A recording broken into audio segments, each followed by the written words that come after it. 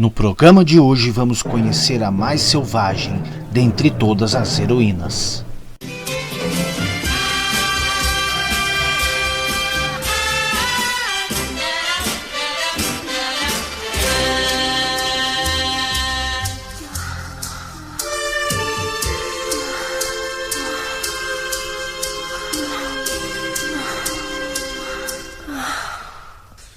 Sejam bem-vindos ao programa Forgotten Vixens, um projeto que mistura arte e cultura, voltando ao passado e resgatando antigas musas e personagens femininas da cultura pop que o mundo millennial deixou para trás.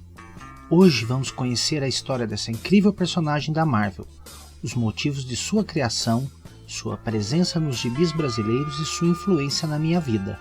Vamos falar da Mulher Hulk, mas não da personagem que se popularizou nos anos 90, fazendo estilo divertida, que conversa com o público nos gibis no melhor estilo Deadpool, ou mesmo da sua vindoura aparição no universo cinematográfico da Marvel.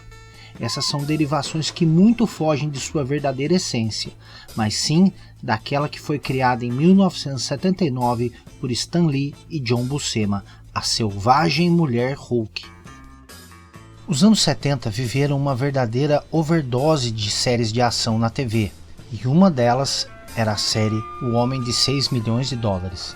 Para garantir esse sucesso, os executivos dessa série criaram um spin-off, A Mulher Biônica. Nesta mesma época, saía na TV americana a série do Incrível Hulk, uma série que era mais focada no personagem Bruce Banner do que no Hulk em si, e mostrava o dilema do cientista de viver à sombra do monstro.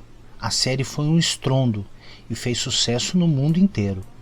Temendo que os showrunners da série do Incrível Hulk fizessem a mesma coisa e lançassem na série uma versão feminina do herói, os executivos da Marvel correram e publicaram no dia 19 de novembro de 1979 a primeira edição da revista The Savage She-Hulk, a Selvagem Mulher Hulk, a fim de garantir os direitos autorais dessa personagem. Tudo começa em Los Angeles. Bruce Banner, sempre em fuga, vai atrás de sua prima a fim de conseguir refúgio. Bruce conta a ela tudo o que aconteceu até então. O acidente da bomba gama, a sua transformação em Incrível Hulk e todo o inferno que ele havia passado até ali. E ela conta a ele sobre sua carreira como advogada criminalista e o atual caso que ela está envolvida, defendendo um homem chamado Moncton, acusado injustamente de ter assassinado um membro da máfia. Isso incomodou muito o chefe dessa máfia, chamado Nicholas Trask, o mesmo homem que é suspeito pela morte da mãe de Jennifer. Enquanto conversavam, um grupo de capangas de Nicholas Trask tenta executar a advogada, mas sem sucesso. Bruce, que corre com a sua prima ensanguentada nos braços, invade uma clínica médica e lá dentro executa uma transfusão de sangue de emergência. Após garantir que ela estava fora de risco, Bruce foge, deixando-a aos cuidados da polícia. Porém, os mesmos capangas voltam dentro do hospital para terminar o serviço que haviam começado. É aí que acontece a primeira transformação da heroína, que em fúria coloca os mesmos para correr.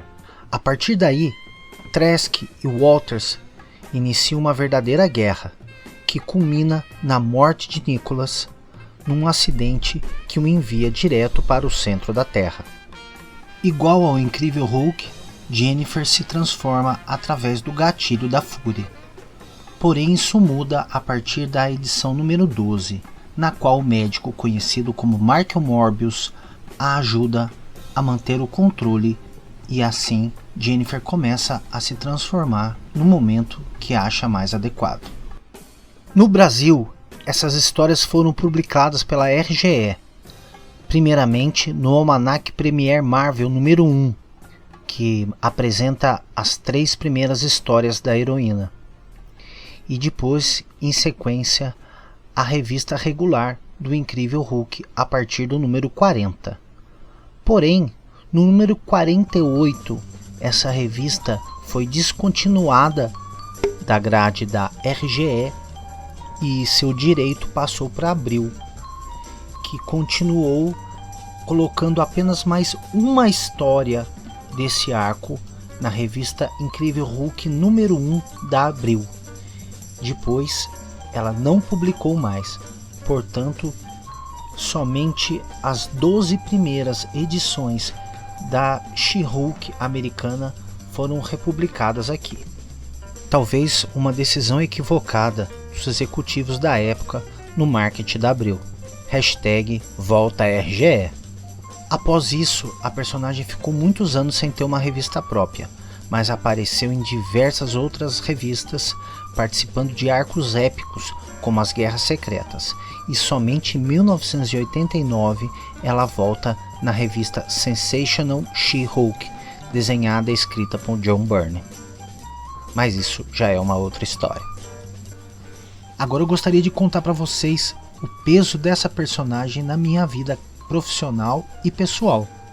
Quando eu era muito pequeno, a Marvel entrou na minha vida de duas formas: através dos gibis da RGE e dos desenhos animados que eram exibidos na televisão, ambos apresentando uma gama enorme de personagens incríveis, mas com um Hulk em comum, e junto com ele vinha as histórias da Mulher Hulk, como disse anteriormente, e ela também apareceu no desenho animado do Incrível Hulk. Junto a isso, nesta mesma época, eu fui presenteado com os bonecos da Gulliver. Aquilo foi revolucionário, mas essa coleção tinha apenas 10 personagens, na qual eu possuía 5, e eu já conhecia mais de 100 personagens, pois naquele momento eu já estava aficionado dentro desse universo e queria poder brincar com todos eles.